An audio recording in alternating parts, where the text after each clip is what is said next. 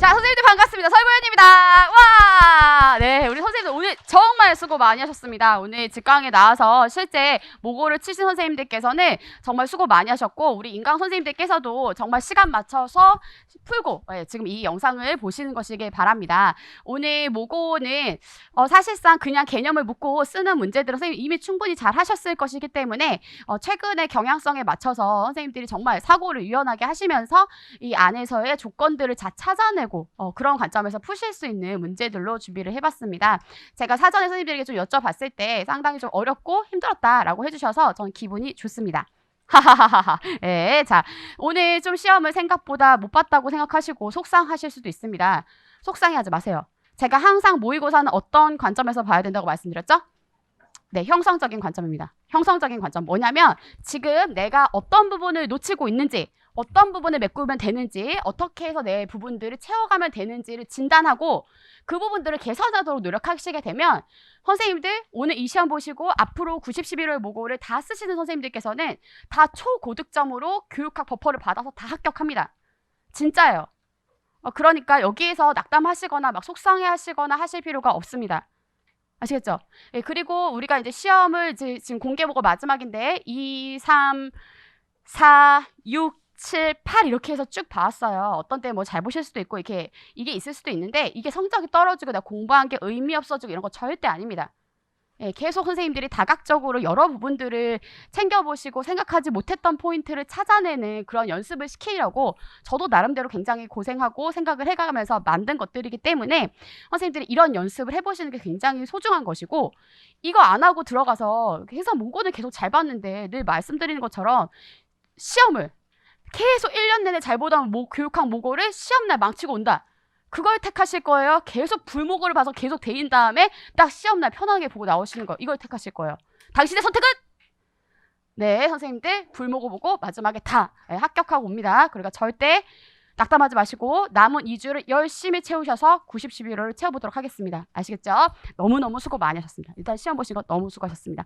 자, 저희 외쳐야 돼. 알겠죠? 예, 에블바리. 예, 에블바리 외치고 가셔야 됩니다. 가보겠습니다. 하나, 둘, 셋. 석시. 아니야, 지금 뭐. 오늘 집에 안 가고 싶어요? 예, 큰 소리로 외치십시오. 예, 기가 죽을 때마다 더 크게 외치십시오. 알겠죠? 갑니다. 하나, 둘, 셋. Succeed, achieve, and teach your teacher. 갑니다. Set fire. 갑니다. 하나, 둘, 셋. 나는 할 수 있다. 나는 성장한다. 나는 해낸다. 박수. 뭐야? 박수. 그렇지. 박수. 잘했다. 예, 잘했습니다. 선생님들 해냅니다. 진짜 해냅니다. 오늘 내가 못하는 것 같고 매일매일 지금부터 선생님 멘탈들이 마구마구 무너지는 것 같아서 정말 힘드실 거예요. 그렇지만 해냅니다. 눈물이 흐를 거예요. 남녀노소를 불문하고 눈물이 흐릅니다. 어떻게? 지금부터 어떻게 해야 돼? 눈물이 흐르면 그렇지. 닦으면서 계속 또 씁니다. 알겠죠? 공부가 안 된다. 닦고 누워? 아닙니다. 공부가 안 된다. 계속 이렇게 흐릿해지는 눈을 닦아가면서 계속 또 보는 거예요. 그 사람이 붙습니다. 아시겠죠? 다 가야 돼. 잘 가. 연락 가끔 하고. 아시겠죠? 친구한테 나 좋았다고 얘기해주고. 잘 가. 자, 알겠습니다. 자, 8월 공개 모의고사 가겠습니다. 자, 이제 오늘 약간 선생님들이 힘드셨을 부분은 하나 뭐냐면 뭐가 힘들었냐? 일단 딱 처음에 들어갈 때부터 웨비나라는 말이 다 나와서 약간 만만치 않은데? 얘는 또 누구야? 이런 생각이 드셨을 거고 그리고 이제 송교사, 김교사 뭐야 박 넌 누구냐? 약간 이런 느낌. 이제 두 사람의 페어 플레이를 보다가 한 사람이 딱 등장을 했기 때문에 조금 혼란을 겪으셨을 수 있습니다. 아니나 다를까 제가 다니면서 보니까 선생님들이 이제 김교사는 메뉴에 있으니까 잘 쓰셨는데 과정을 쓸 때 이제 송교사 써야 되는 거 박교사로 쓰는 것 같더라고요. 설마 송을 보고 박처럼 쓴 건 아니겠지? 예, 송을 봤는데 틀린 건 아니겠지라고 믿고 싶습니다.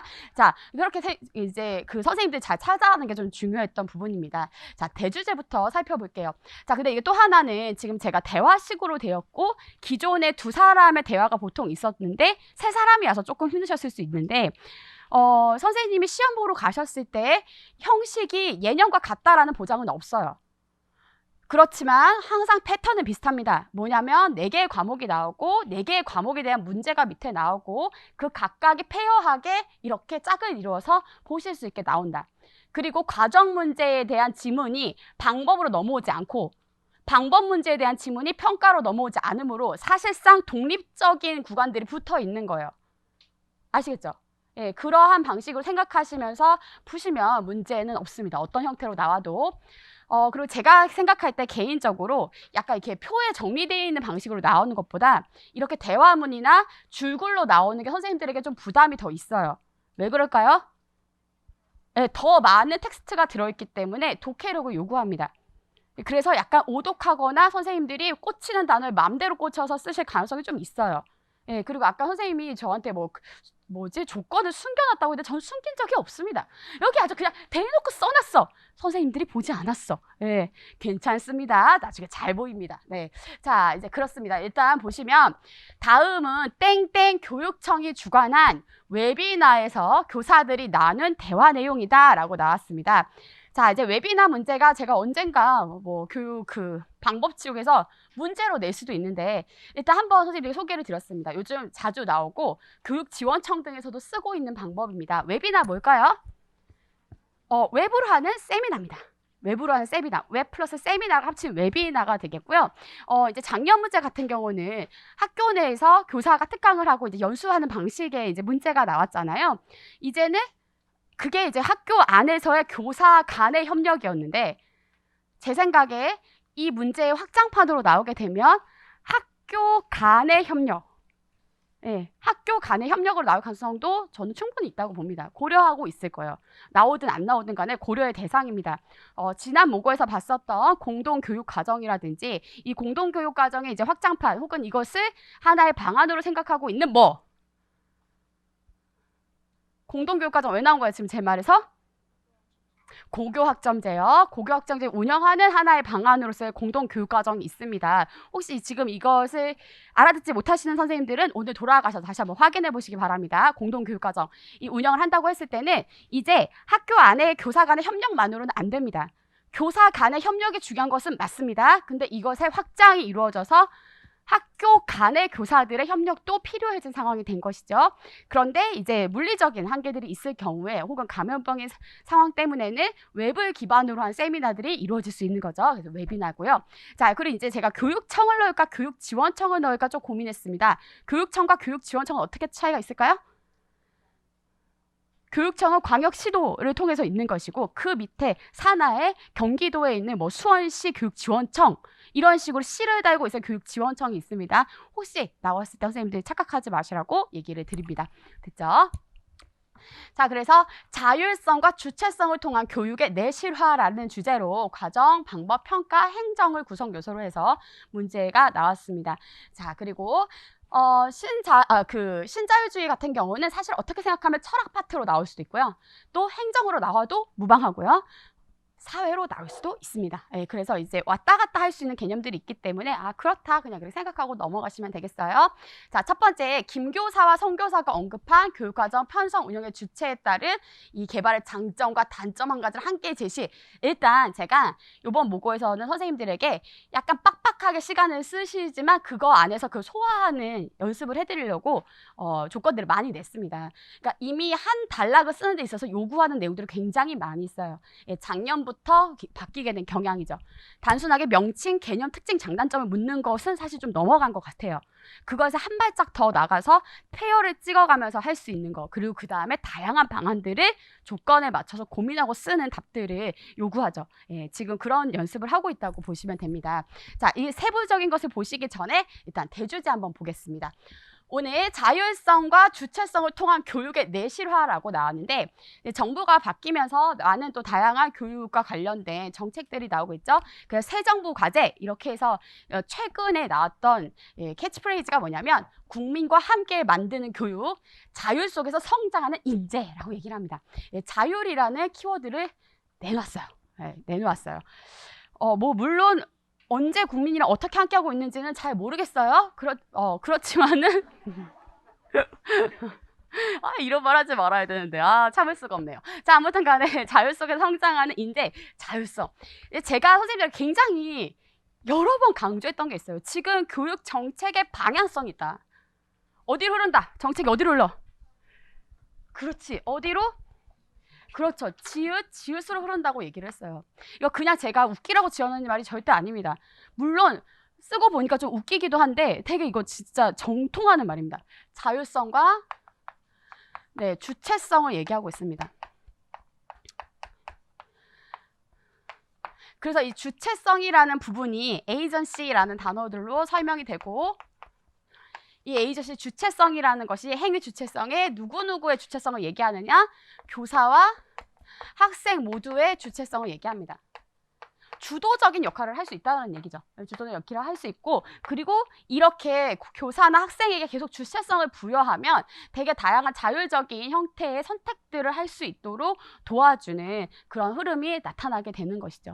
이것은 점차 관에서 통제하는 방식이 아니고 이 각 교사나 학생들에게 그것을 선택하고 만들어갈 수 있도록 하는 주체성, 선택권을 부여하는 방식으로 이루어지게 됩니다. 이제 그 흐름을 하나 기억하시기 바라고, 이 주체성을 이제 보여주는 여러 가지 측면들이 있지만 대표적으로 이제 2022 개정교육과정에서 교육의 목표를 뭐라고 얘기해요?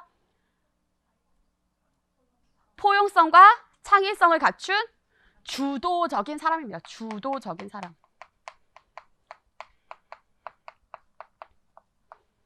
네, 그래서 사실 이제 교육 방법을 선생님들이 어떤 방식으로 이곳 해석하셨는지 모르겠지만, 큰 틀에서 자기주도 학습이라는 큰 틀 안에서의 문제들이라고 선생님들이 생각하시면 되겠습니다. 되셨죠? 네, 그래서 이제 그런 측면에서 지금 이런 대주제가 나왔다라는 것을 이해하고 가시길 바랍니다. 자, 일단 교육 과정의 문제를 한번 보겠습니다.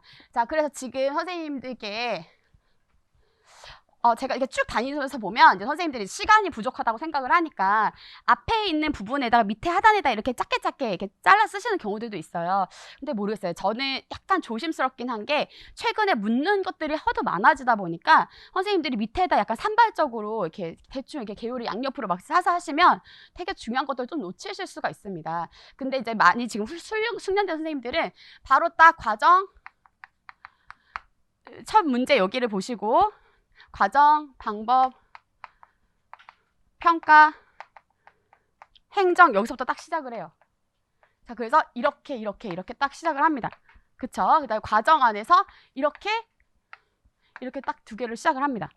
자, 그렇게 시작을 하면은 뭐냐면 김송. 예, 김송. 여기 선생님도 어떤 선생님이 이제 그래도 여기다 이렇게 존칭어 티처를 붙여주시더라고요. 예. 한 다음에 교육과정 편성 운영의 주체에 따른 뭐 안 되면 이렇게 장단점 이렇게만 쓰셔요. 예. 자, 그럼 이제 이 문제 안에서는 뭐냐면 일단 장점과 단점을 짝꿍져서 안 쓰신 분들이 가끔 있어요. 지금 뭐뭐와 함께 제시 이런 방식으로 물으면 장점 하나, 단점 하나를 꼭 같이 써야 점수를 주겠다는 얘기예요. 만약에 내 마음대로 장점만 썼다, 단점만 썼다 딱 썼어. 근데 그거 맞았어? 0점입니다. 왜냐하면 교사 3명이 채점을 하죠. 교사 3명이 채점을 하는데 그 사람이 각각 부여할 수 있는 점수는 1점 아니면 0점이에요. 맞죠? 그러니까 0.5점 줄 수가 없어요. 0점입니다. 예. 체크하시면서 보시면 돼요.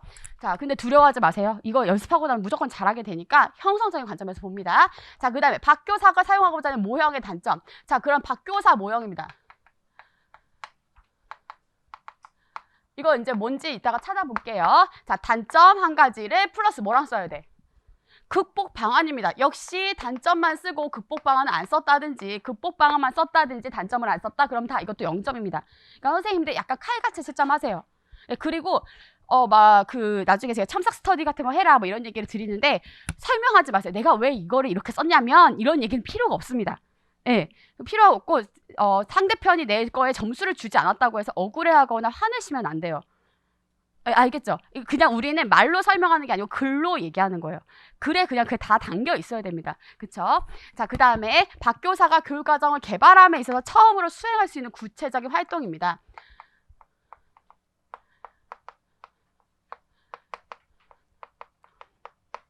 자, 그리고 선생님들에게 또 다른 팁을 제가 이제 본격적으로 모고에 들어가기 앞서서 얘기를 드리면 우리 선생님들이 이게 많이 하는 실수가 있어요. 뭐냐면 개요를 잡으신데 그냥 광활한 큰 초안지에 딱 잡으신 다음에 그걸로 본문을 딱 덮고 그것만 보고 쓰시는 경우들이 있어요. 선생님들 큰일 납니다. 선생님들을 너무 믿지 마세요. 뭐냐면 당연히 그럴 수밖에 없는데 처음에는 잘 안 보여요. 일단 그 구조를 잡아놓고 계속 내가 한 게 맞는지를 본문을 보면서 확인해야 됩니다. 근데 책상의 넓이는 한정적이죠.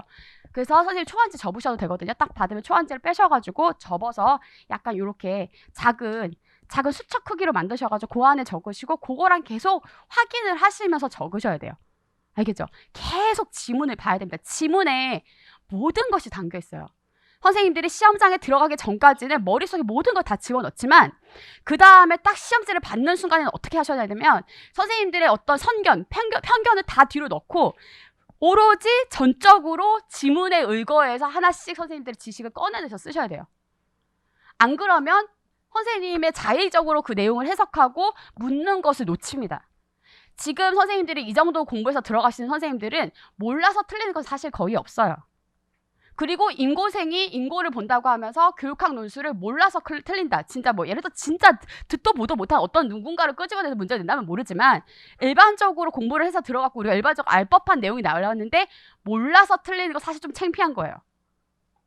우리는 이 시험을 합격하기 위해서 공부한 사람들이니까. 대신에 이제 어떤 경우에 준비를 열심히 해도 놓치냐면 그야말로 이제 핀트를 놓치는 거죠. 중요한 거기서 묻는 바. 그거를 끄집어내지 않으면 안 됩니다. 그러면 철저하게 선생님들의 편견을 넣고 단어 하나하나를 앙 씹어가면서 얘 너 여기 왜 들어왔어? 앙 씹어보고 넌 의미 없는 애구나. 뒤로. 그 다음 단어 앙 이렇게 씹어보고 곱씹으면서 보면 조건을 놓치지 않아요. 아시겠죠? 네, 좋습니다. 자, 그래서 어떤 부분인지를 이따 얘기를 드리겠습니다. 자, 그럼 여기서 가보죠. 저는 교육부가 중등학교의 교육 목적과 목표 달성을 위해서 개발한 교육과정 잘 구현하는 게 중요하다고 생각해서 가능한 교육과정의 내용을 충실하게 다루려고 노력하고 있습니다. 자, 이제 제가 묻는 것은 교육과정 편성과 운영의 주체입니다. 자, 이거에 따라서 나누면 몇 개의 교육과정 편성과 운영의 주체들을 일반적으로 생각할 수 있을까요? 셋입니다. 셋. 그러면 뭐예요? 국가와 지역과 이거 시도교육청이라고 쓰셨어도 답으로 처리할 수 있습니다. 국가와 시도교육청 그리고 학교입니다. 자, 근데 어떤 분들은 답을 보니까 여기다가 국가에다가 충실도라고 적어 놓으신 분들이 있었어요. 근데 이 내용은 충실도의 관점이에요. 근데 물은 바는 실행을 물은 게 아니에요. 무슨 말인지 아시겠어요? 이 김 교사가 얘기하고 있는 것은 스나이더의 교육과정 실행의 측면에서 충은 뭐죠? 충실도 상호 적응이에요. 그리고 생성의 관점 중에 어디예요? 네, 충실도인 게 맞아요. 근데 여기서 지금 물은 거는 뭐예요? 교육과정을 편성하고 운영하는 주체를 물었습니다. 이거는 국가, 시도교육청, 지역, 그리고 학교 이렇게 3수준으로 나뉘게 되는 거예요. 그중에서 지금 김을 물었는데 그럼 김 옆에다 써야죠. 뭐라고 쓰는 거예요? 국가 수준 교육과정이 됩니다. 그쵸? 자, 그 다음 이제 송교사 보겠습니다. 저는 교육청의 교육 중점 활동인 환경교육을 위해서 저희 학교 주변에 있는 습지 보존 여부에 대한 지역사회 쟁점을 중심으로 다른 과목 선생님들과 연계해서 수업을 진행해 보려고 합니다. 요거 뭐예요? 예, 교육청 이렇게 사실 대놓고 말해줬어요. 대놓고 말했어요. 이거 뭐다? 교육청입니다. 네, 그러니까 지역이라고 쓰셔야 됩니다. 근데 제가 이제 이런 질문을 받았습니다. 근데 여기 보니까 사회 쟁점을 중심으로 해서 다른 과목 선생님들과 한다라고 나와서 저는 학교 수준인 줄 알았어요. 실제로 제가 다니면서 보니까 여기를 학교 수준이라고 쓰신 분이 많습니다. 그러면 여기서는 선생님도 이 교육과정의 내용 충실하게 수업을 하고 있잖아요. 이것도 학교라고 얘기되는 거 아니에요? 자, 편성과 운영의 주체. 어쨌든 그것이 만들어지면 그것을 수행하고 실행하는 거는 교사가 하죠. 교사가 합니다.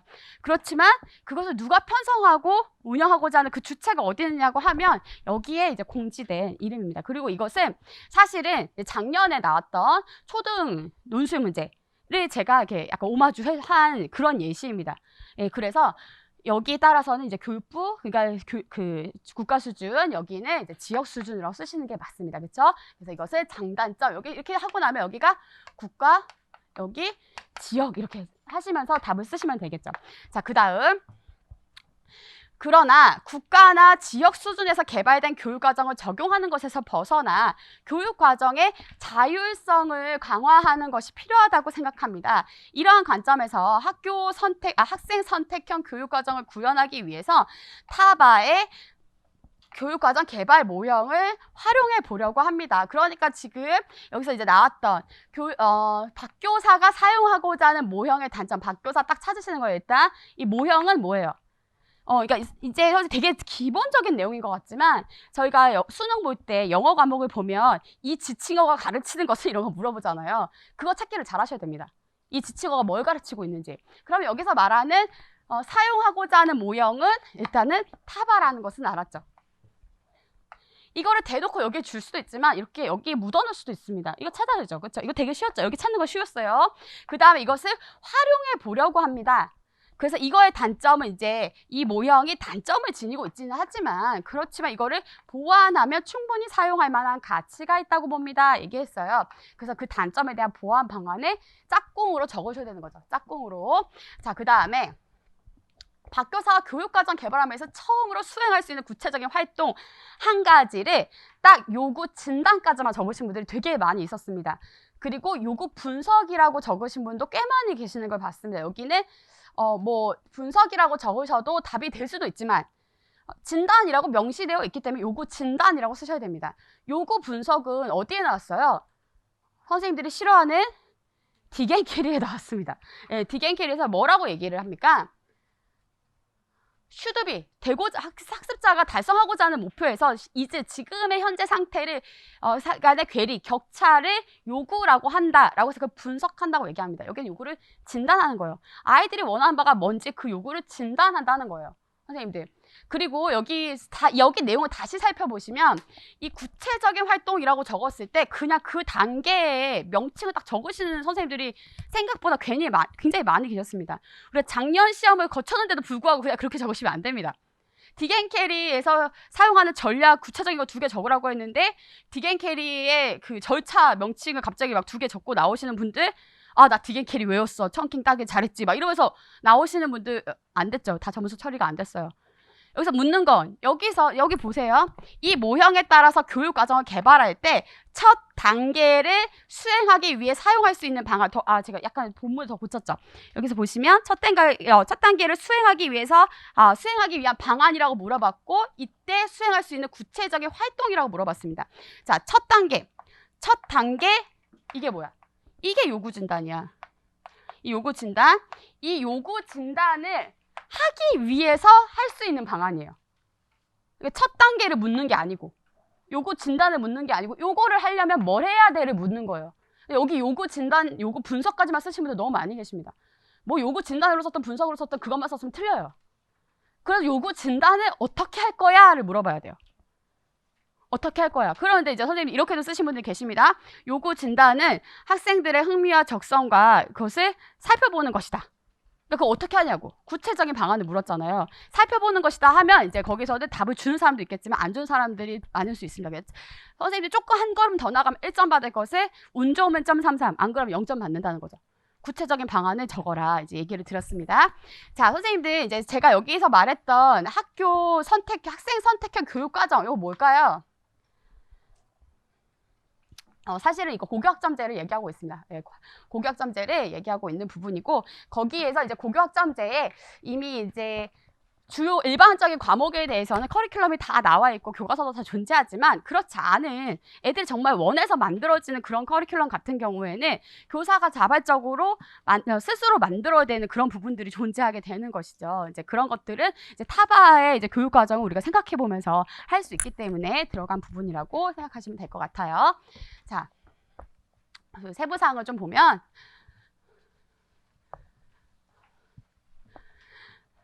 자, 우리나라 교육과정 운영의 체제라고 나오죠. 이게 이제 교육부와 교육청, 이거를 지역 수준이라고 하셔도 되고 교육청 수준이라고 생각하셔도 상관없습니다. 자, 학교 수준의 교육과정이 있습니다.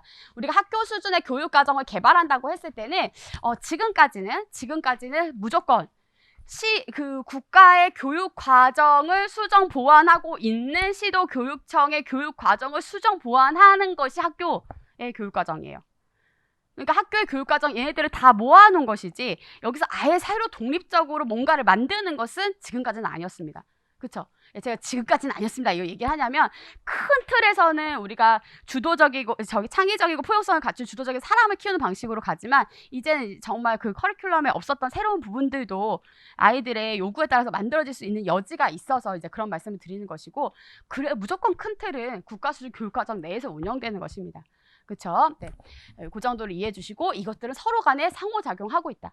서로 간에 영향을 주고받고를 합니다. 여기 위에서 아래로 내려오기도 하고 아래에서 위로 올라가기도 하고 영향을 주고받게 되는 것이죠. 그래서 여기 있는 내용들을 선생님들께서 잘 살펴봐 주시기 바랍니다. 꼼꼼하게 읽어보시고 굉장히 중요한 주제 중에 하나입니다. 살펴보실 필요가 있겠고 이런 국가 수준 교육과정의 대표적인 이 장점이라고 하면 여기 있는 부분 다 쓰셔도 됩니다. 일단 국가 수준에서 이루어졌기 때문에 돈이 조금 들어갔어? 많이 들어갔어? 자본주의 사회잖아요. 돈이 많이 들어가면 일단 질적으로 좋아집니다. 넣는 만큼 좋아지는지 모르겠지만 질적으로 좋아져요. 그런 얘기 하잖아요. 싼 것 중에 좋은 거 찾기 힘들다. 그 얘기 하는 것처럼 일단 돈이 많이 투입됐다 그러면 그만큼 질을 보장한다고 얘기할 수 있습니다. 돈만 투입되느냐? 국가 수준에서 선발된 인재들을 거기 들어갑니다. 즉 물적이고 인적인 자원들이 대거 투입되고 긴 시간에 걸쳐서 만들어진 것이기 때문에 질적인 향상과 어느 정도의 모든 교육에서 그 수준에서 이루어지는 교육들의 질을 담보할 수 있게 되는 것이죠. 그리고 이 학교에서 저 학교로 가더라도 연속성을 가지고 움직일 수 있다. 이런 부분들을 이제 기억해 두시면 되겠습니다. 그쵸? 자. 질이 높고 전문성이 높고 이런 부분들 그리고 지역이나 학교에서 생으로 처음 만들면 좋을 것 같죠? 더럽게 힘듭니다. 그렇지만 바탕이 있으면 조금 바꿔 이거 괜찮잖아요. 이렇게 할 수 있기 때문에 지역이나 학교 단위에서 사용하게 되는 노력이나 이런 재정, 시간들을 줄일 수 있다. 이런 장점을 이야기하게 되는 것이죠. 그리고 여기는 뭐다? 교육 목적 달성을 위한 기준이 됩니다. 기준! 또 대표적인 기준 중 하나가 뭐예요? 그렇지, 성취 기준!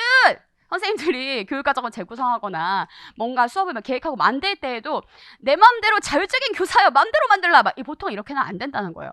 뭐를 고려해야 돼? 성취 기준을 고려해서 그것을 수정 보완의 구체적인 방안을 바꾸는 것이지 아예 새로운 교육과정을 성취기에서 막 벗어나 만들 수는 없다. 만들어서는 안 된다. 라고 얘기를 하죠. 그 성취 기준을 강조하고 있는 교육과정 개발 모형이 있습니다. 뭐죠? 네, 일부만 나오고 아직 바로바로 안 나오면 안 됩니다. 이거는 백워드 교육과정 개발 모형입니다. 그쵸? 설계 모형, 개발 모형 이렇게 보시면 되겠습니다. 자, 기준이 된다. 자, 그러나 교사들의 대부분이 배제되어 있다. 많은 전문가가 들어간 만큼 실제 교사가 그 자리에 있지 않다. 그런데 교사들이 참여하지 않고 교사들의 목소리가 담기지 않은 교육과정을 우리가 실현하기 좋을 것이냐? 아니죠. 교육과정을 교사가 어떻게 해요? 사소하게 여기다. 사소화한다. 그러면 실현되지 않겠죠. 그래서 이제 만약에 이런 부분들이 문제로 나오게 되게 되면은 단위 학교 내에서 교육과정의 위원회들 기능들을 계속 활성화하고 교사들을 계속 참여시키려고 하고 또 의사결정 과정에서 계속 의견을 수렴하는 과정을 거치고 의사결정 안에 참여시키고 이런 부분들이 이제 답이 될 수 있겠습니다. 그렇죠? 그리고 획일화, 경직화, 특수성을 고려할 수 없다. 라는 단점이 있습니다. 왜냐하면 어떤 표준을 만든다는 것은 아주 구체적인 사례들은 고려되지 않는다는 거예요. 그래요, 안 그래요? 일반적인 평균에 맞춰서 만들죠. 근데 사실상 생각해보세요, 선생님들. 평균이라고 하는 것은 실제하지 않을 수도 있어요. 평균이라는 점수 안에는 실제 그 평균 점수를 가지지 않은 사람이 존재할 수도 있다는 거예요. 그러면 양극단에 있는 어떤 사람의 것들도 맞춰줄 수가 없는 거예요. 그런데 우리의 교육의 방향은 지금 어디로 개별화돼야 되고 다양화돼야 되고 이렇게 가고 있죠. 개별화, 다양화 되려고 하면 이제 그러한 무슨성, 그렇지, 특수성을 수렴할 수 있어야 됩니다. 그런 측면에서는 국가 수준 교육과정이 한계를 갖는다고 할 수 있고 그것에 대한 보완책으로 지역과 더 나아가서 학교 수준의 교육과정이 강조되고 있다라고 생각하시면 되겠습니다. 자, 그래서 이제 지역 수준 교육과정에 오게 되면 이제 학교에 있는 교육과정 편성과 운영에 더 강력한 힘을 미치게 되는 것은 지역의 교육과정이다라고 볼 만큼 이제 힘을 발휘하게 되는 것이고 2015 개정 교육과정 안에 딱 보게 되면 지역 수준 교육과정은 어떠냐? 교량적 역할을 한다라고 나옵니다. 교량적 역할. 교량이 뭡니까, 선생님들? 교양이 잘못 나온 오타 아니야? 이렇게 생각하시면 안 됩니다. 다리 같은 거예요. 다리는 어때? 이어줘. 누구랑 누구를?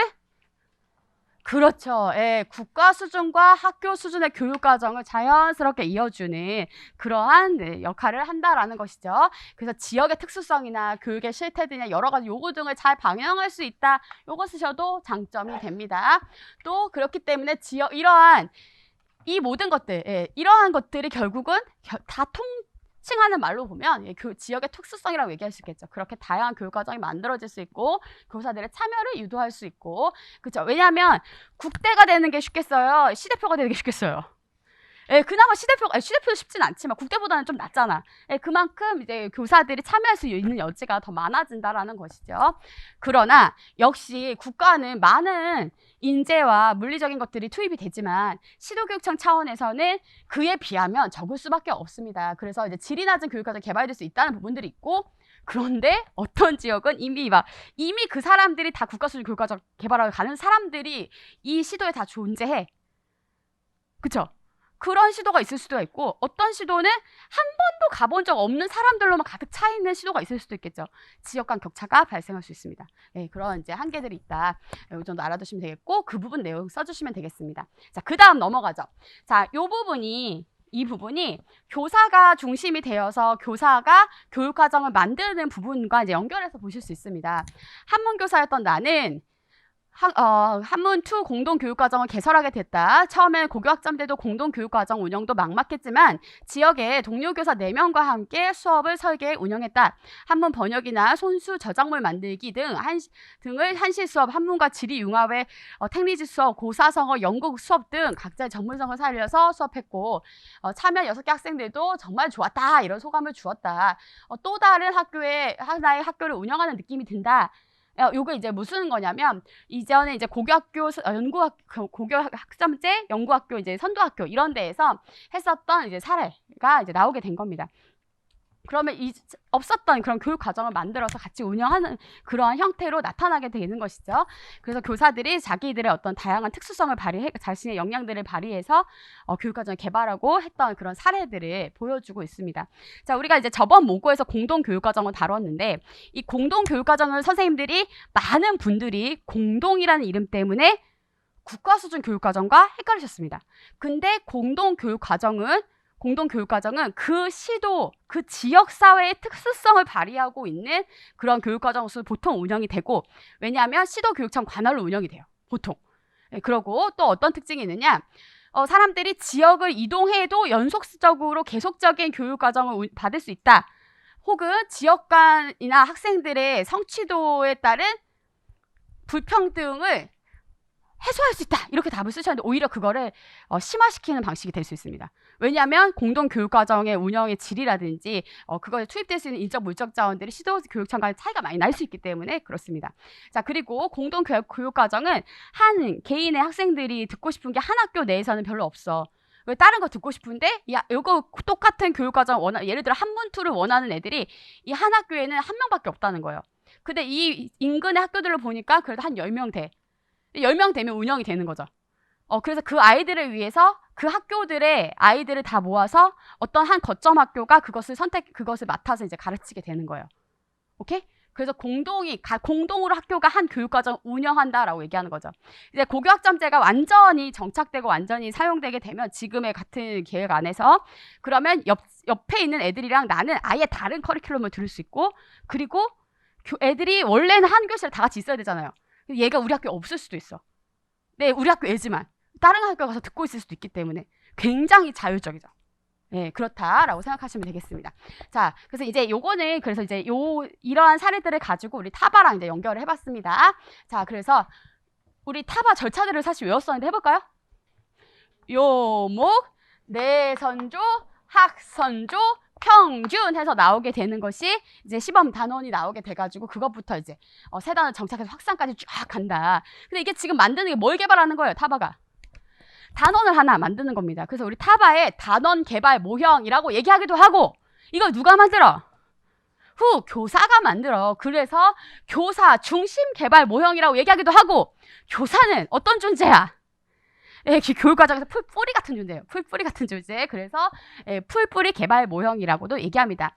타일러 타바! 이거 뭐죠? 타일러의 제자 타바가 만든 거예요.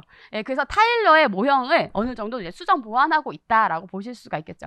자, 그래서 이제 그런 특징을 가지고 있고, 요구 진단에서 시작해서 요구 진단, 즉 학습자들이 원하는 요구를 진단한 것을 토대로 목표를 명세적으로 설정을 하고, 내용을 선정한다. 이건 누구 측면? 교사 측면이에요. 교사가 가르치고자 하는 내용을 선정하고, 학습자 측면에서 학습자의 경험을 선정하고 조직한다. 학습자의 경험을 선정하고 학습자의 활동을 조직한다. 이렇게 얘기하게 되는 거죠. 학습자 측면. 그래서 이원적 고려라고 얘기를 하는 거죠. 이원적 고려. 그래서 평가 내용과 방법과 수단을 결정하고 균형과 개선을 검증한 다음에 딱 단원 하나를 만들어가지고 그 시험 단원을 이 단원에서부터 전체 이제 어디까지? 교육 과정 개발까지 가고자 한다. 이게 이제 단점이 되죠. 교사가 이 한 단원을 만드는데 너무 처착하게 되면, 머무르게 되면 어떻게? 교육 과정 전체로 나아갈 수가 없다. 그래서 교육 과정을 잘 개발할 수 있도록 만드는 것이 이제 교사들에게 필요한 몫이 되는 것이죠. 그리고 일개의 교사에게 교사를 무시하는 발언은 사실은 아닙니다. 근데 사실상 이 교육 과정을 만드는 게 굉장히 큰 업무이기 때문에 한 사람의 교사가 전체 교육 과정을 개발하는 데 무리가 있다. 그런 측면이 될 수도 있고, 그래서 여러 사람이 같이 만든다. 이거 괜찮은 답입니다. 어떤 선생님이 그런 답을 적으셨더라고요. 여러 선생님들이 같이 협동해서 만든다고 답이 될 수 있고, 그리고 또 하나, 일개의 교사는 전체 전문가들에 비해서 뭐가 떨어질 수 있다? 전문성이 떨어질 수 있습니다. 그래서 전문성을 보완하는 방식으로 할 수 있다. 이거 괜찮습니다. 근데 구체적인 방안을 적어주셔야 되죠. 전문성을 높인다. 이것만 적으면 저는 답으로 일단 처리하지 않겠습니다. 예, 왜냐하면 지금 우리 구체적인 방안을 연습하기 때문에, 구체적이라고 하는 건 딱 그거를 그대로 쓰면 되는 게 구체적인 거예요. 그쵸? 그냥 전문성을 높이다. 그 방향성이지. 그쵸? 좋은 풍토를 만든다. 이건 방향성이에요. 풍토를 어떻게 만든다. 교사와 교장이 마주보고 윙크를 3번 한다. 뭐 이렇게 구체적인 액션을 적으라고. 아시겠죠? 예, 그런 거 잘못하면 큰일 납니다. 함부로 하지 마시고. 예, 자, 그래서 이제 뭐냐면, 예를 들어 연수를 진행한다, 뭐 컨설팅 장학을 하도록 한다, 라든지 여러 가지 사례집을 공유한다라든지 이런 부분을 쓰셔야 된다. 이제 얘기를 드리는 겁니다. 그래서 그쵸? 예, 그 얘기를 드린 것이고, 자, 그러면 이제 선생님들 보세요. 요구 진단을 하는 이제 첫 번째 단계를 얘기했습니다. 그게 뭐예요? 요구 진단이에요. 요구 진단을 어떻게 할 거야? 애들 학교 선택형 교육 과정을 하는데 라고 얘기한 거죠. 어떻게 하는지에 대한 부분들이 이제 여기에 쭉 정리되어 있습니다. 제가 여러 가지 막 뒤져서 이런 거 한 번씩 하려면 아주 그냥 하기 싫어.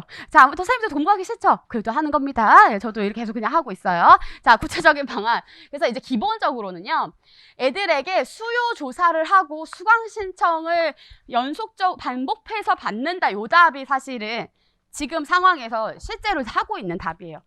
그러니까 제가 이제 여러 가지 실제 제가 이제 정책 같은 것들을 막 정리하고 그 실제 쓰고 있는 현장의 방안들을 계속 정리해 선생님들에게 드리고 말씀드리고 하는 것은 뭐냐면, 선생님들이 방안 문제를 만들면 굉장히 당황스럽죠. 사실상 나중에 정신 차리고 보면 그렇게까지 어려울 얘기는 아니에요. 상식적으로 쓰면 돼. 근데 시험 상황에서 상식이 없어집니다. 예, 그쵸? 예, 우리의 이상한 실수만 남아있고 상식이 없어져. 상식만 남고 실수는 없어졌어야 되는데, 예, 괜찮습니다. 없어집니다. 실수 없어져요. 자, 아무튼 간에 그렇기 때문에 계속 요거를 실제 활용하고 있는 방안들을 선생님들이 좀 익숙하게 해놓으시면 1차, 2차가 다 편합니다. 자, 그래서 지금 어떻게 쓰고 있냐면, 기본적으로 애들에게 이제 개설하기를 희망하는 과목에 대해서 리스트를 주고 수요조사를 이제 받습니다. 어떤 방향성이 되기도 하고, 실제 원하는 그런 커리큘럼이 돼가지고 이제 수요조사를 받고, 그걸 수합해가지고, 우리 학교 안에서 열 수 있겠다. 오픈할 수 있을 것 같다. 담당하는 교사도 있고, 그것을 교사 수급도 받고 하다. 그럼 이제 그것을 다시 정리해서 애들에게 다시 한번 수강 신청을 시키는 방식으로 보냅니다. 왜냐하면 애들이 수요조사해서 낸 것 중에 안 될 수 있는 것도 있잖아요. 원한다고 했는데 학교 안에서 그걸 해줄 수 있는 선생님들이 없다거나 뭐 상황이 안 맞다거나 이럴 수 있죠. 애들이 너무 적다거나. 그럼 이제 그런 거 빼고 딱 수합을 해서 다시 한번 보고, 거기 너 이거 열리면 뭐 들을래? 해가지고 신청을 받습니다. 그래서 다시 한번 쭉 모아가지고 거기서 또 열애되는 거, 너무 개수가 적거나 원하는 신청자 수가 적거나 하는 것들은 또 이제 폐강시키기로 하고, 어떻게 할 수 있는 공동 교육 과정을 빼고, 이렇게 해서 가능한 거 다시 리스트업해서 이제 지원을 다시 받고, 그 다음에 다시 넘기고, 요걸 이제 3-4차례 이제 반복을 한다. 그를 통해서 우리가 이제 그 다음으로 넘어갈 수 있도록 만드는 것이죠. 그래서 이러한 식의 어떠한 수요 조사들을 하게 할 수 있다라는 거 이제 기억하고 가시면 될 것 같습니다. 여기 내용들을 정리해 놨으니까 살펴보시길 바라고요. 관련해서 타바도 꼭 살펴보고 가시길 바라겠습니다. 자, 이제 드디어 이제 방법 파트로 넘어가도록 하겠습니다. 자, 이제 송교사가 여기도 몇 가지 이제 선생님들이 놓치실 법한 내용들이 좀 들어가 있었어요. 뭐였는지 보죠. 자, 송교사가 학생들의 자기주도 학습을 촉진하기 위해서 가르칠 수 있는 구체적인 전략. 자기주도 학습? 인동행, 그래, 인지 전략, 그 다음에 동기 전략, 뭐 이렇게 해가지고 막 이것만 적었다 그러면 틀립니다. 네, 잘 봐야 돼요. 여기 딱 있다고 그냥 바로 쓰면 안 된다. 제가 이제 말씀드린 것처럼 우리의 지금 교육학 논술은 다 아이즈너의 문제 해결 목표를 향해서 가고 있습니다. 문제 해결 목표 정의를 말해봅시다. 개념 뭐죠? 문제와 조건은 정해져 있는데 해결 방안 여러 개, 그죠? 문제와 조건만 맞으면 해결 방안은 굉장히 여러 개가 될 수 있습니다. 그런데 이 해결 방안이 문제와 조건에 맞지 않으면 그럴싸해 보여도 그건 해결 방안이 아닙니다. 그쵸? 그러니까 이제 선생님들은 조건을 찾으셔야 돼요. 문제와 조건을 파악해야 돼. 문제는 여기 있는데 이거에 따른 조건들을 봐야 돼. 그런데 이 조건들이 때때로는 문제 안에도 숨어 있고 조건, 이 본문 안에 숨어 있습니다. 그걸 캐치해야 되는 거죠. 보시면 저희 학교는 이번에 전교생에게 1인 1 스마트 기기를 배부했습니다. 스마트 기기를 활용해서 다양하고 효과적인 교육이 이루어질 것을 기대하나 그쵸. 너무 다양한 거 해볼 수 있을 것 같아. 그런데 애들이 스마트 기기를 너무 많이 쓸 것 같아서 염려가 됩니다. 그러면 오히려 부정적인 영향을 미치는 거 아닐까요? 학생들의 자기주도 학습을 촉진하기 위한 행동 조절 전략. 을 가르치는 것이 필수적으로 이루어져야 된다는 생각이 듭니다. 근데 행동 조절 전략만 쓰시면 안 됩니다. 그래서 시간 관리를 한다. 뭐 아니면은 도움을 요청한다. 모르는 것이 있을 때 도움을 요청한다. 뭐 이렇게만 쓰시면 일반적인 학습 상황에서 요구하는 행동 관리 전략은 맞습니다. 근데 이건 무슨 상황이야? 그렇지. 여기 하나가 더 있었어요. 스마트 기기. 스마트 기기 의존도가 높은 학생들을 위한 행동 조절 전략을 쓰셔야 되는 거예요. 알겠죠? 인지 전략 안 돼, 동기 전략 안 돼, 동기 조절 안 돼, 메타 인지 안 돼. 여기서는 구체적으로 어떤 행동을 통해서 스마트 기기 의존도를 줄이는 방안을 쓰셔야 된다. 그리고 방안을 행동 조절 잘 썼는데 스마트 기기와 관련이 없는 방안이야. 그러면 답 안 돼. 선생님들 슬퍼하지 마시고 일단 그으세요. 빨리 그어! 다 그었어요? 다 맞았다. 손 들어보세요. 잘했습니다. 네, 틀렸다 슬퍼하지 마세요. 다음에 맞을 겁니다. 그쵸? 자, 그 부분 쓰시면 됐고요. 자, 김교사 25년부터 고교학점제가 전면 도입됩니다. 자, 25년의 전면 도입이 이제 순차적으로 계속 진행되고 있습니다. 조교학점제 연구학교 운영 결과를 보니까 일부 학생들은 자신의 진로나 적성에 따라서 신중하게 과목을 선택하기보다는 우리는 이걸 원한 거잖아. 애들이 정말 진로에게 맞는 자기의 흥미와 적성에 맞는 것들을 선택해서 그를 통해 애들이 자기의 진로 성숙도를 높여가고 성취할 수 있기를 요구한 것인데 아까도 말한 것처럼 애들이 그냥 어려운 거 하기가 싫어가지고 대충 고른다는 거예요. 야, 나 이거 하는데 너도 할래? 그래. 그러고서 이런 신청한다고 이제 바리스타, 좋지. 야, 이거 나 카페 열어볼래. 바리스타 뭐 이런 거 신청하고 이거 하겠다고 수요조사를 한다든지 수요조사에 써서 내서 결국 그거를 듣는다든지 하게 되는 일들이 생기더라. 근데 그게 진짜 내가 정말 스타벅스 같은 거 차리겠다. 뭐 그래가지고 미리부터 준비하겠다 그러면 괜찮을 수도 있는데 사실상 애들이 자기의 진로에 대한 고민 없이 선택하는 걸 가능성이 높고 귀찮은 학습을 하지 않는 차원에서의 선택의 가능성이 많더라는 거예요. 연구선도 학교에서 보니까. 그래서 이제 이런 부분들을 개선하는 방안이 이제 고려되는 것이죠. 단순한 흥미나 쉽게 이수할 수 있는 과목을 우선적으로 고려해서 과목을 선택하는 것으로 나타났습니다. 학생들이 자기 주도적이돼. 그래, 왜냐면 자기 스스로 자기의 진로를 파악해서 하기 때문에 자기 주도적이돼 합리적으로 과목을 선택할 수 있도록 지원하는 방안을 마련하는 것이 필요합니다. 그래서 이럴 때 애들이 지금 이제 상황이 주어지는 거죠. 합리적으로 과목을 선택할 수 있도록 지원하는 방안은 자기 이제 고교학점제 상황에서 애들이 흥미나 쉽게 단순 흥미, 깊이 있는 흥미가 아니고 단순 흥미나 그냥 쉽게 하려고 하는 거 말고 정말 진로나 적성을 고려해서 과목을 잘 선택하게 하는 것이 여기서 말하는 합리적인 선택이 되는 거예요. 그렇죠? 그럼 이제 여기서 이제 방안은 사실 여러 가지 측면을 쓰실 수가 있는데 이제 제가 모범 답안을 접근했던 방안은 뭐냐면 애들이 일단 선행돼야 되는 게 뭐예요? 네가 원하는 게 뭐야 이걸 알아야지. 나의 진로, 적성이 뭔지를 알아야겠지. 그래서 그거를 알 수 있도록 도와주는 방안을 쓰는 것이 이제 필요하죠. 예, 제일 좋은 답은 그 진로를 뭔지 고민하고 그것을 탐색할 수 있도록 도와주는 겁니다. 그러면 이제 다양한 것들이 답이 될 수 있지만 진로 적성 검사를 한다, 이것도 괜찮습니다. 그런 게 될 수도 있고, 뭐 진로 박람회를 한다, 다양한 진로가 뭔지 탐색해 보도록 한다, 그리고 진로 담당 교사를 만들어서 상담을 한다, 이거 다 답이 될 수 있습니다. 또 어떤 측면에서 이거 도와주면 좋을까요? 이제 예를 들어서 내가 이제 학자가 되고 싶어. 예, 교육학자가 되고 싶은데 어떤 커리큘럼을 가야 될지 모르겠어. 대학 진학에 있어서. 그래서 이런 입시 컨설팅을 받고 그 입시 컨설팅에 따라서 내가 지금 들으면 좋을 과목들, 학점들을 한번 선생님이랑 상담을 하는 거예요. 그리고 각 학점들이, 각 수업들이 어떤 것들을 가르치고 있는지, 그리고 어떤 것들을 요구하고 있는지, 과제로서, 그리고 어떠한 방식으로 수업이 진행되는지를 알아야 되겠죠. 이게 선생님 이거 뭐랑 똑같은 거예요? 선생님 대학교랑 똑같은 거예요. 대학교 가셔서 선생님들이 전공 필수 들어야 되는 거 있고, 그리고 그 전공 중에 선택해야 되는 거 있고, 교양 과목 이렇게 있잖아요. 이제 그런 방식으로 그걸 고려해서 하는데, 선생님들이 그냥 무작정 진짜 망하겠다 이런 거 있잖아요. 그 왜 심리의 이해. 보통 되게 그럼 이제 연애 잘할 수 있나? 보통 이게 들어가게 되면 가면 뇌의 구조만 배워. 예, 그러니까 진짜 말아먹었다. 약간 이런 경우도 있고요. 그리고 뭐 이제 저 매스컴에 이해하면 되게 뭔가 뭐 드라마 만들고 이런 방송국 가나 하고 신청하는데 굉장히 철학적인 거 계속 배우다 나오고, 연극에도 계속 무슨 철학만 계속 배우다 나왔어요. 말아먹은 제 교양 과목 뭐 이런 제목입니다. 예, 그리고 심지어 제가 학부 처음에 갈 때 불어교육과 들어갔는데, 제가 왜 불어교육과 갔는 줄 아세요? 아프리카 아이들을 교육하고 싶은 게 제 어릴 때부터 꿈이었던 거예요. 그래, 아프리카는 교육을 하지. 아프리카는 불어를 쓰지. 그럼 불어를 배울 수 있겠다. 그럼 난 교육을 배울 수 있겠다. 불어 교육하는데 그게 아니고 불어를 가르치는 학문이었어. 아예 지도를 잘못 받은 거죠. 그래도 뭐 잘 갔습니다. 예, 근데 아무튼 이제 그런 방식으로 애들이 이제 원하는 방향성이, 진로가 명확하다 할지라도, 방향성이 있다고 할지라도 과목을 선택하는 데 있어서의 어떤 과목인지를 잘 모르고 잘못 선택하면 진로가 꼬일 수도 있는 거예요. 무슨 말인지 알겠죠? 그러니까 그 진로에 과목에 대해서 이해시켜주고 설명시켜주고 그런 것들에 대한 정보를 충분히 제공하는 게 필요하다라는 것이 지금 이제 정책과 이 고교학점제의 방향입니다.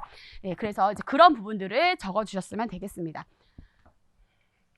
그래서 일단 합리적으로 이 과목을 선택할 수 있는 그런 방안들로 제가 여기에 이제 정리를 해뒀습니다. 그래서 이 부분들 보시고 실제로 진행되고 있는 정책 자료들을 정리해가지고 드린 거니까 보시고 이런 것들이 있구나. 그러니까 선생님들이 이제 지금부터의 교육학 공부는 당연히 이제 외워야 될 것들을 외웁니다. 우리로 치면 이제 찐단거나 신찐단거나 있는 부분들을 외우셔야 되는 부분들이에요. 반드시, 그러니까 외운다기보다 전 숙지라고 얘기하고 싶은데, 충분히 알고 딱 치면 딱 나올 만큼 선생님들이 자동화를 시켜야 되는 부분이라는 거예요. 그런데 이제 제가 이렇게 여러 가지 정책이나 방안들을 정리해서 드리는 부분들은 그건 달달 외우는 과제는 아닙니다. 이거는 이런 게 있구나, 익숙해지시고 이런 방향성을 알고 가시면 그때 상황에서 이제 쓰실 수가 있게 되는 거죠. 이제 계속 연습하시고. 그래서 이제 지금 진행되고 있는 부분들이니까 알아두시길 바라고, 1차, 2차에서 다 유용한 답안들입니다.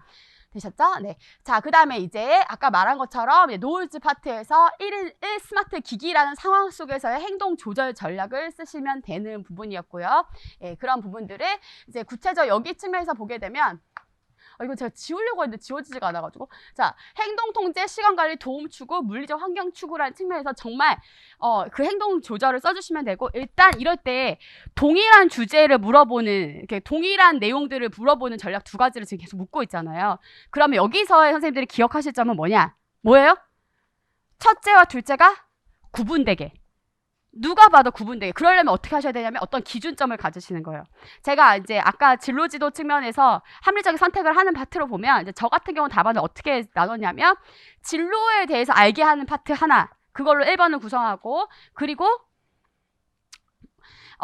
과목에 대해서 이해하는 파트를 하나로 구성을 했어요. 그 2개가 각기 다른 방식으로 중요하기 때문에. 아니면 선생님들 이렇게 할 수도 있겠죠. 상담으로 하나를 구성하고 또 하나는 박람회를 가는 것으로 뭐 구성을 하고, 이런 식으로 1번, 2번이 명확하게 구분되는 방식으로 쓰셔야 되는 거, 이거 하나 기억하시길 바라고, 여기서는 행동 조절이 이제 뭐 이거 시간 관리나 제 행동 통제 측면에서 제가 나눠서 쓰긴 했는데, 그냥 이제 구체적인 방안이 다르면 이게 답이 될 수가 있습니다.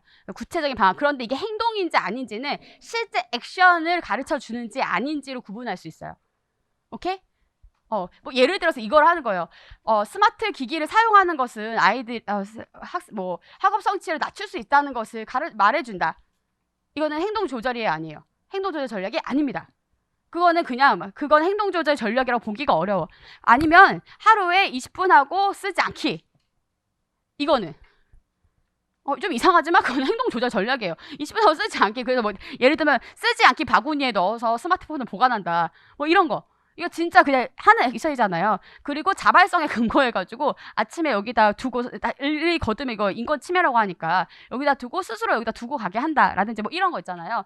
아무튼 이게 실제 액션인지 아닌지의 여부로 판단하시고 그게 잘 판단되지 않으면 짝꿍한테 물어보세요. 짝꿍이 없으면 엄마, 아빠, 뭐 친인척, 아무튼 알겠죠? 네, 그래서 이제 액션인지 아닌지 여부를 써주시면 되겠습니다. 자, 그리고 이제 제가 썼던 답안들을 이제 뒤에 모범 답안에서 확인하시면 되겠어요. 쭉 읽어보시고요. 여기 평가가 거의 무너짐에 대무너짐이 있더라고요. 너무 선생님들 많이 안타까우시죠? 제가 이게 아까 농담으로 선생님 틀리게 잘했습니다. 막 이런 얘기 했는데 왜냐하면 이거 틀려봐야 다시 보거든요. 되게 꼼꼼하게. 네, 선생님들 숨겨놨다고 하셨는데 저는 숨긴 적이 없습니다. 아주 명확하게 여기에 조건들을 다 적어놨습니다. 자, 보시면 일단 스타플빔의 관점에서 박교사가 활용할 수 있는 평가 두 가지를 각각 그에 적합한 평가 방법과 함께 쓰라고 했습니다. 여기 아까 이제 방법은 빼고요. 여기 이제 보시면 박교사고 스타플빔 있잖아요. 스타플빔. 빔의 관점에서 박교사가 활용할 수 있는 평가 1, 2가 되는 거예요. 선생님들 이렇게 평가 두 가지를 그러면 이 평가 두 가지를 쓰시고 그 다음에 그에 따른 적합한 평가 방법은 다음과 같다 이렇게 쓰시는 경우들이 있어요. 그러면 저 별로 좋지 않습니다. 이건 뭐냐면 이 평가 하나를 그에 따른 적합한 평가 방법이기 때문에 짝꿍을 어떻게 시켜야 돼? 평가 1 플러스 이거에 따른 평가 방안 그리고 평가 2 플러스 이거에 따른 평가 방안 이렇게 쓰셔야지 답이 되는 것이지 이거 두 개 쓰고 이거 두 개 쓰시면 안 됩니다. 아시겠죠? 작년에도 그런 식으로 서술을 쓰신 경우가 있는데 그리고 이제 당연히 이제 기본적으로 많이 아시겠지만 과정, 방법, 평가, 행정의 순서를 물으면 선생님 과정을 모르시더라도 거긴 빼놓고 넘어가서 선생님 단락의 구성들을 일단 봤을 때는 과정, 방법, 평가, 행정의 순서로 가시게 써야 되고 물은 것들을 순서대로 답을 쓰셔야 된다. 아시겠죠? 물은 순서대로. 그리고 묻는 안에서도 뭐뭇을 뭐뭐와 함께 라고 돼 있으면 이렇게 짝을 지어서 써야 된다. 그리고 채점을 하실 때 이 짝이 지어지지 않은 방식으로 평가만 들어가고 방안이 없다고 하면 다 이제 과감하게 0점 처리를 한다. 아시겠죠? 그리고 또 하나 여기서 활용하고자 하는 평가들은 사실 답이 지금 정해져 있습니다. 근데 선생님들 보통 많이 틀리셨더라고요. 일단 보죠. 자, 네, 선생님, 고교학점제 연구학교에 대한 평가를 통해서 고교학점제 운영 개선에 관한 정보를 얻을 수 있습니다. 아예 CIPP 이름, 스타플빔 모형의 이름을 안 줘버릴까도 싶었습니다. 그렇지만 네, 제가 너무나 자유롭게 이름을 드렸습니다, 선생님들. 네. 웃지도 않네요. 지금 일단 마음이 상했어. 미안해. 내가 잘못했어. 연구학교. 고교학점제 연구학교에서 이제 고교학점제를 한 거예요. 그거에 대해서 우리가 평가를 통해서 고교학점제 운영 개선에 관한 정보를 얻는다. 여기 사실 평가 방법을 물어봤지만 선생님들이 이제 나중에 답을 보시면 알겠지만 평가 방법으로 보이지가 않습니다. 왜냐? 여기 CIPP, 스타플빔의 CIPP 모형에서 얘기하는 평가는 뭐다? 정보 수집이에요. 운영을 위한 정보 수집. 그쵸? 자, 우리가 평가 모형에서 이제 몇 가지를 다루죠. 평가 모형에서 맨 처음에 뭐가 나와요? 타일러의 이제 모형이 나오고요. 목표를 기반으로 해서 봅니다. 그래서 보통 이제 목표 자체가 애들 성취도기 때문에 성취도를 대해서 얼마큼 달성되는지 보죠. 자, 그리고 또 뭐 나와요? 아이즈너의 평가 모형 나오고요. 또요? 그렇지. 타임오표 스크리븐의 타임오표 평가 모형 나오고요. 그리고요. 스타플빔의 CIPP 나오고요. 그렇죠? 브리치 뭐 프로버스 브리치 모형 나오고 이거 나옵니다. 근데 여기서 평가의 대상은 뭐야? 그렇지. 학생들의 성취도가 아닙니다. 이거는 프로그램에 대한 평가예요. 프로그램이라고 하는 것은 여름방학 수업이 될 수도 있고 보충 수업이 될 수도 있고 내 수업이 될 수도 있고 한 학점에 대한 학점 수업이 될 수도 있고 학교에서 진행한 교육 과정 그 자체가 될 수도 있다는 말씀을 드렸습니다. 그쵸? 그것이 어떤지에 대한 평가를 하는 게 프로그램에 대한 평가입니다. 좀 다르죠. 그리고 이제 그런 측면에서 말했을 때 CIPP, 스타프맨 CIPP 모형에서의 평가는 뭐냐면 얼만큼 성과가 났어 안 났어를 묻는 것도 포함되어 있기는 하지만 사실상 여기서는 정보를 수집하는 거예요. 이것의 운영 개선을 위해서. 오케이? 자, 그리고 그래서 이제 여기 이렇게 얘기합니다. 학습 목표 달성도 확인 등 결과에 대한 평가가 아니라 라고 적었어요. 이건 뭐는 아니라는 거예요. 상, 투, 과산, 산출 아니라는 거예요. 산출 쓰신 건 답이 틀린 겁니다. 아시겠죠? 자, 그리고 앞으로의 고교 학점제 운영 방법과 절차에 관한 정보를 획득하는 것이 필요합니다. 라고 얘기했어요. 이게 뭐예요? 그렇죠. 이거 과정평가예요. 네. 자, 순서대로 써야 되기 때문에 선생님들 과정평가라고 맨 처음에 적으셔야 됩니다. 첫째가 과정평가예요. 그쵸? 자, 그리고 또한 이라고 적기 때문에 여기 플러스가 되는 거죠. 두 가지가 하나는 과정, 하나는 이제 뭔지 봅시다. 고교학점제는 기존의 교육과정과는 구별되는 인적, 물리적 인프라가 요구되는데 이 연구학교에 대한 평가를 통해서 이에 관한 정보도 수집되어야 할 것입니다. 요거 뭘까요? 예, 투입입니다. 요거 투입이에요. 근데 많은 분들이 여기다가 뭐 상황 쓰신 분들도 계시고 여기다 상황 쓰신 분들 여기 투입 쓰시고 여기 상황 쓰시고 뭐 이렇게 하신 분들 계십니다. 여긴 답이 정해져 있는 거예요. 예, 이러한 내용들에 따라서 여기는 과정이고 여기는 투입이라고 정해져 있습니다. 그쵸? 근데 그거의 방안을 이제 같이 짝을 지어서 적어주시는 거예요. 됐죠? 자, 이따가 다시 보도록 하고 이제 송교사 파트 보겠어요. 송교사의 관점에서 실행할 수 있는 구체적인 평가 방안. 자, 여기가 또 이제 선생님들이 애초에 딱 이거 보면서 나 CIPP 어려워하는데 이미 여기는 틀릴 것을 예감했어. 그래서 선생님들이 저 CIP는 틀렸어요 라고 자꾸 말하고 여기는 당연히 맞았다는 데 있었는데 여기서 되게 많이 틀리셨어요. 자, 능력지향 일단 긋습니다. 아닙니다. 성장지향 긋습니다. 일단 이미 깜짝 놀라셨어. 뭐라고? 능력지향이 틀렸다고? 예, 일단 틀렸어요. 자, 왜냐하면은요. 뭐 때문일까요? 그렇죠. 이게 진짜 중요한 거예요. 성적을 산출할 때. 예.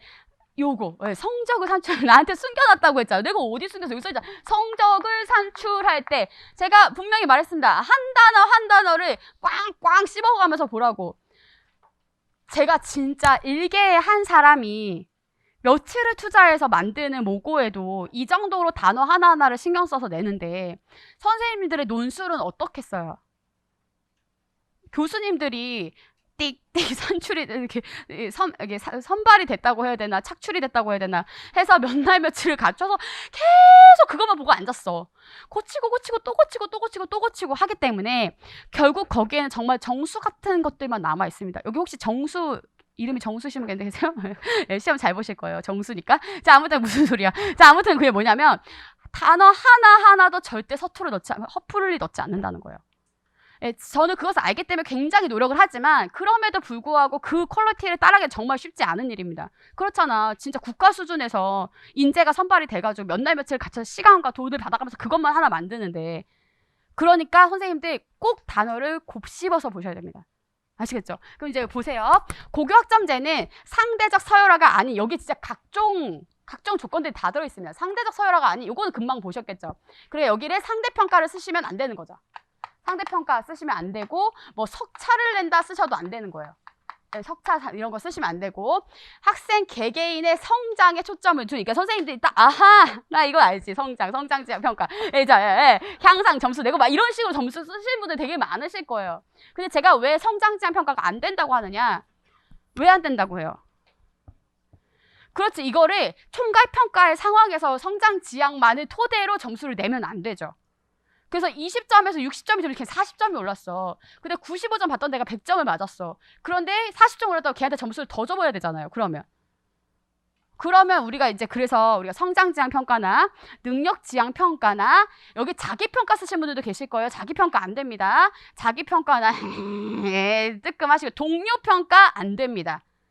를 쓰신 분들은 이제 요거를 생각을 하셔야 되는 거예요. 요거의 단점은 우리가 보조적인 자료로는 사용할 수 있지만 과정 안에서 이것을 보조적으로 살펴보고 이것을 통해서 아이들에게 이제 격려하는 차원에서라든지 우리가 평가를 하는 과정 안에서의 참고할 만한 자료로는 쓸 수 있지만 그것이 평가의 기준, 총괄 평가 상황에서의 평가 기준이 완전히 되어버리기에는 한계를 가지고 있어요. 왜냐?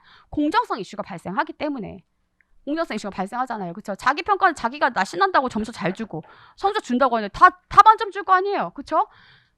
아니죠. 우리 선생님들은 다 공정하고 되게 메타인지가 뛰어난 사람들을 정확하게 판단하기 위해서 일반적으로 점수 잘 줄 거고 너 좋아하는 애한테 종교평가하면 점수 잘 주고 싫어하는 애는 0점 다 처리하고 예, 그런 식으로 할 수 있기 때문에 쓸 수 없죠. 성장지향도 마찬가지고 노력지향평가도 얼마나 열심히 일단 출발점 대비 되게 잘하면 처음에 막 대충 쳐버리는 경우 있을 수 있을까 없을까? 있죠. 그러니까 그거는 총괄평가 상황에서 쓸 수 없습니다. 그쵸? 그래서 이게 이제 보면은 성장을 초점을 두고 있지만은 성장 초점을 하지만은 이게 결국은 성적을 산출하는 데까지 가기 때문에 여기에 포커싱을 해주면 답이 안 되는 것들이 많이 있는 것입니다. 그러면 이제 뭐가 답이 될 수 있을까? 일단 선생님들이 여기까지는 접근을 했어요. 뭐냐면 평가의 과정 자체가 학생들의 성취 향상에 기여할 수 있도록. 그러니까 이게 지금 뭐를 얘기하는 거예요? 그렇죠. 이 과정 중심 평가예요.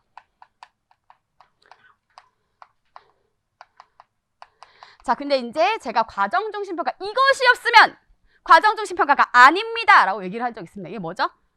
이게 피드백입니다. 피드백. 그래서 만약에 이제 제가 선생님 성장지향 쓴 거 틀리다고 하세요. 자기 평가 이게 틀리다고 하세요 했는데 선생님들이 수행 평가를 시행한다고 얘기하고 그리고 성장지향 평가나 동료 자기 평가들을 함께 활용한다라고 써보면 그건 답입니다. 갑자기 이제 답이 되는 것 같아요. 예, 잘 살펴보세요. 예. 그리고 뭐 포트폴리오 평가를 하면서 성장지향 평가와 능력지향 평가들을 활용한다. 이것도 이제 답이 될 수 있는 거예요. 그러니까 뭐냐면은 결국 성적을 산출한다. 그러니까 수행 평가는 어떤 관점에서 나왔다고 했어요? 보통 우리가 총괄 평가.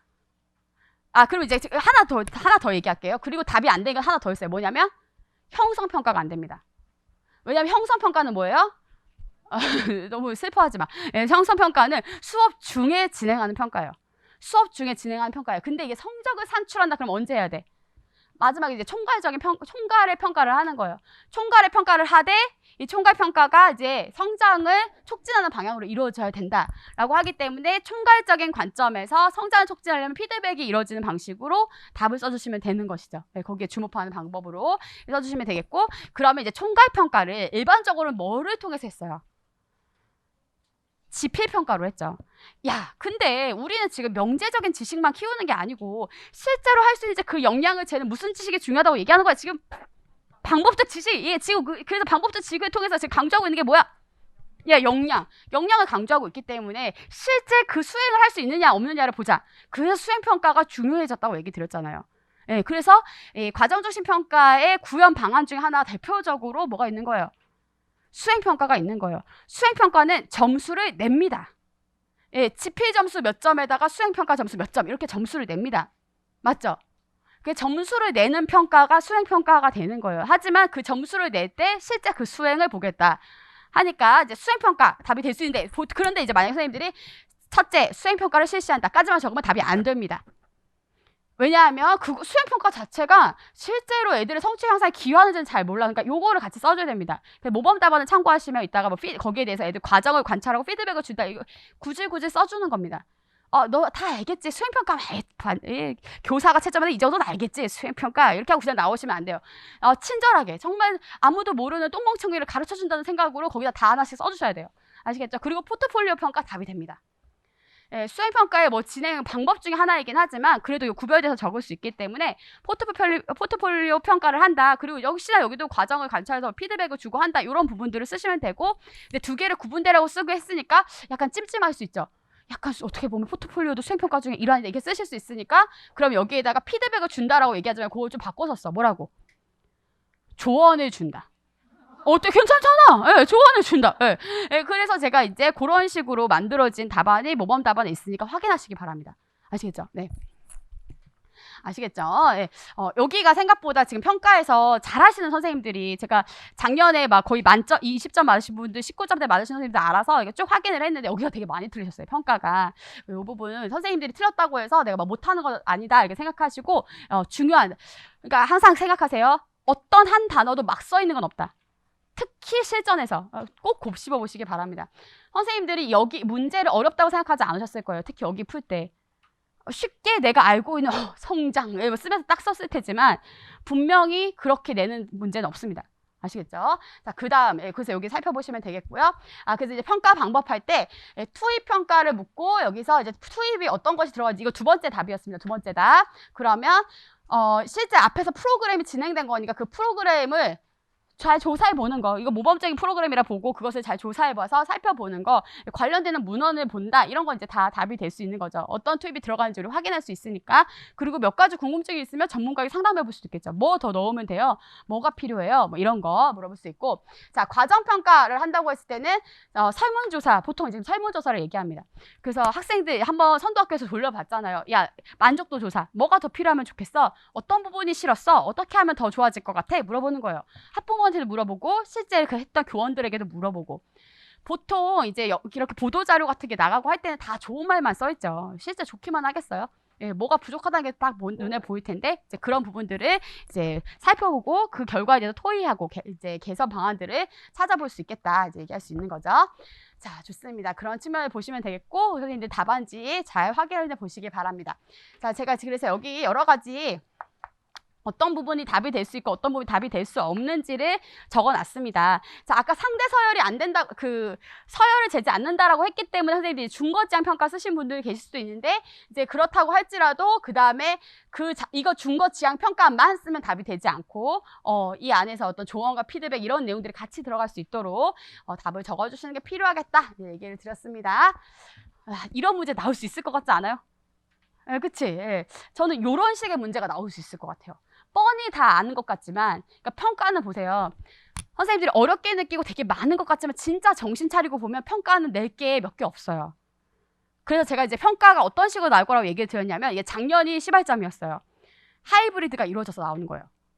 그리고 또 선생님이 뻔히 보이는 개념들이 답이지만 그 답을 찾기까지는 어떤 조건들이 있어서 그 관점에서 다시 평가를 봐야 돼요. 그래서 총괄적인 관점에서 진단평가 뭐 이렇게 하는 거 있잖아요. 이런 식으로 물어보는 것들이 분명히 있을 것이기 때문에 항상 확인하시고 이 하이브리드적인 개념으로 물어볼 수 있을 때 그것이 이 조건에 맞는지 아닌지 어떻게 하면 여기에 나온 조건을 충족할 수 있는지 혹은 지금 말한 것처럼 안 되는 조건들이 이렇게 명시되어 있을 수 있어요. 예, 그런 것들을 토대로 선생님이 답을 추리고 만드셔서 논술하실 수 있으면 좋겠습니다. 자, 그 다음에 이제 마지막 문제입니다. 자, 김 교사가 언급한 학교 선택권의 긍정적 효과 한 가지, 신자유주의의 개념과 신자유주의를 비판적으로 바라보는 측면에서 예상되는 부정적인 효과 한 가지.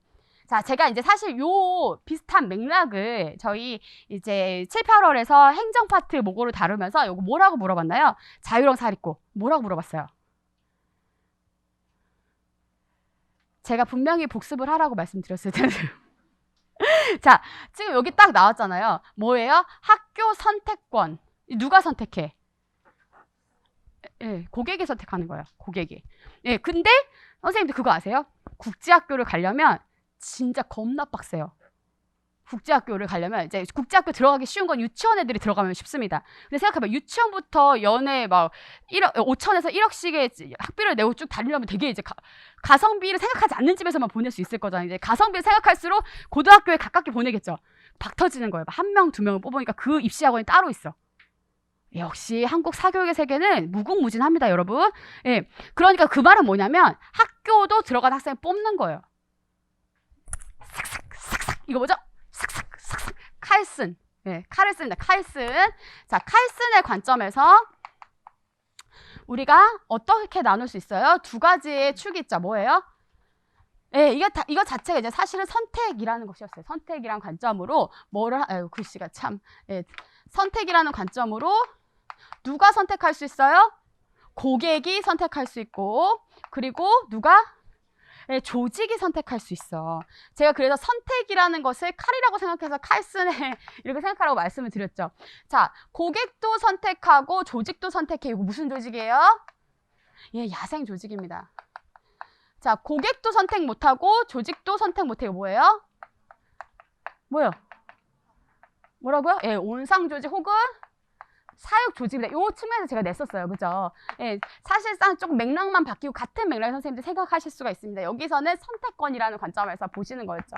자, 이 온상 조직과 사육 조직은 대신에 존립을 뭘로 보장받아요? 법적으로 존립을 보장받습니다. 야생 조직은 네, 경쟁을 통해서 받습니다. 그래서 정확하게 지금 이 상태가 자립형 사립고와 우리 이제 공립 고등학교들을 보여주고 있다, 중고등학교 보여주고 있다라고 생각할 수 있어요. 공립학교를. 근데 지금 여기서는 아예 그냥 딱 깨고 학교 선택권이라고 물었습니다. 근데 이 부분이 그 5급 논술 행정지 아니지 5급 교육부 행정 나 너무 오래 수업하고 어제 그제 잠을 못 자고 말이 꼬이기 시작하는데 그 시험에서 나왔습니다. 그래서 학교 선택 제도 이렇게 해서 나왔어요. 그것의 긍정적 효과와 부정적 효과를 물어봤어요. 그래서 그거 지금 차용해가지고 지금 딱 이렇게 하겠다고 얘기했기 때문에 가져온 부분입니다. 그래서 지금 제가 가지고 온 이 얘기, 이 워딩 자체도 지금 딱 얘기하고 있는 거예요. 수요자 중심의 미래형 교육체제 실현. 이걸 굉장히 강조하면서 새 정부의 교육 과제로도 얘기를 하고 있습니다. 학생들의 학교 선택권 보장을 위한 다양한 고교 유형을 제공하겠다라는 정책을 발표했습니다. 자율형 사립고, 국제학교와 같은 학교 선택권이 생겼을 때 긍정적 효과가 기대되는 건 사실입니다. 어떤 긍정적 효과가 있겠어요? 경쟁을 통해서 다양화되고 질적으로 높아지고 뭐 이런 얘기 이제 쓰시면 되겠죠. 좀 정리를 해놨습니다. 모범 답안 그 리스트에 보시면. 그러나 이러한 신자유주의의 요소의 도입으로 인한 부정적인 효과 또한 우려됩니다. 우려되죠. 많이 우려됩니다. 자, 신자유주의적인 요소 어떤 게 있는 거예요? 딱 뭐라고 얘기해야 돼요? 신자유주의. 그러니까 신자유주의 하면 딱 뭐가 생각나셔야 돼요? 예, 그렇지. 시장 경쟁의 논리. 시장 경쟁의 논리, 일단 요 세 개 쓰시고, 그래서 경쟁 강화예요. 경쟁 강화. 경쟁을 통해서 질적인 향상을 보겠다, 이 얘기입니다. 자, 근데 시장 경쟁, 시장은 뭘로 왔다 갔다 해요? 돈, 자본으로 왔다 갔다 합니다. 그러니까 돈이 많은 사람들은 더 많이 좋은 것을 삽니다. 예, 그러니까 이제는 여기서 우리가 생각할 수 있는 부정적인 효과는 뭐가 되는 거예요? 그 불평등한 심화가 되겠죠. 그리고 잘못하면 공교육 붕괴로 갈 수가 있겠죠. 예, 이런 부분들을 답으로 써주실 수 있습니다. 그래서 이제 긍정적 효과라고 치면 경쟁을 통해서 질적 수준이 향상한다. 예, 선생님도 지금 경쟁 상황이라고 생각하니까 더 열심히 하시고 전문성이 막 급속히 늘고 있잖아요. 지금 얼마나 선생님들이 집중적으로 공부하고 얼마나 능력이 빠르게 늘고 있으니까 경쟁이 그걸 촉발할 거 진짜 늘고 있는 거라니까 의심하는 눈빛을 보지 마세요. 예, 지금 늘고 있습니다. 그래서 이게 질적인 수준이 향상된다는 거예요. 경쟁을 통해서. 그리고 수요자의 선택을 받아야 되니까 수요자 중심의 교육들이 실현될 수 있다. 이런 부분들을 얘기하고 있는 거예요. 뭐 자유와 다양화, 특성화들 다 경쟁력이 생긴다. 그러니까 선생님들 경쟁력이라는 단어를 생각해 보세요. 되게 좋은 말인 것 같은데 경쟁력의 단어를 딱 보시면 그냥 이게 시장 경쟁의 논리가 들어가 있는 거예요. 경쟁에서 이길 수 있는 능력이 경쟁력이에요. 그렇죠? 예, 경쟁이 전제되어 있는 것이라고 생각하시면 됩니다. 자, 그래서 신자유주의라고 하는 것은 자유시장 원리다 혹은 자유경쟁의 원리다 이런 단어가 들어가시면 답이 될 수 있고 그게 교육에 들어가 있는 교육에 적용한다라고 하는 이유는 신자유주의가 되겠습니다. 그러면 교육이 시장화되고 상품화되는 거예요. 그래서 뭔가 이렇게 질적인 개선이 이루어질 것 같기는 하지만 이것에 대한 이제 문제들은 어떤 불평등의 심화, 그리고 이런 시험 점수 위주의 경쟁이 높아진다. 그리고 교육비가 높아진다. 이런 측면을 우리가 생각하실 수 있게 되는 것이죠. 그러면 공교육이 정상화되기 어렵다. 공교육의 기능들을 이제 떨어뜨리게 된다. 이런 부분으로 선생님들이 답을 써주시면 되겠습니다. 되셨죠? 그래서 오늘 사실은 선생님들이 논술을 보시면서 최근에 굉장히 핫한 교육의 정책들을 살펴보신 겁니다. 주요한 주제들을 살펴보셨고, 이제 모범 답안들은 이제 선생님들이 늘 강조 드리는 것처럼 아직도 이제 서결로 특강 안 드셨거나 글쓰기 특강을 안 들으신 분들이 계실 거예요. 계시더라고요. 안 들은 분들이 안 계실 줄 알았는데 들으시고 서결론을 완전 세팅해 놓으시기 바랍니다. 서결론 선생님들 맘대로 써도 사실 상관은 없어요. 근데 제가 왜 세팅해 놓으라고 하냐면 오늘도 느끼셨겠지만 논술 상황에서 항상 시간이 모자랍니다. 상황이 모자라고 선생님들이 확인하고 가시려면은 충분한 시간을 각각의 논술의 문제들을 풀고 거기에 본문에 집중을 해야지 서결론에 시간 쓰시면 안 됩니다.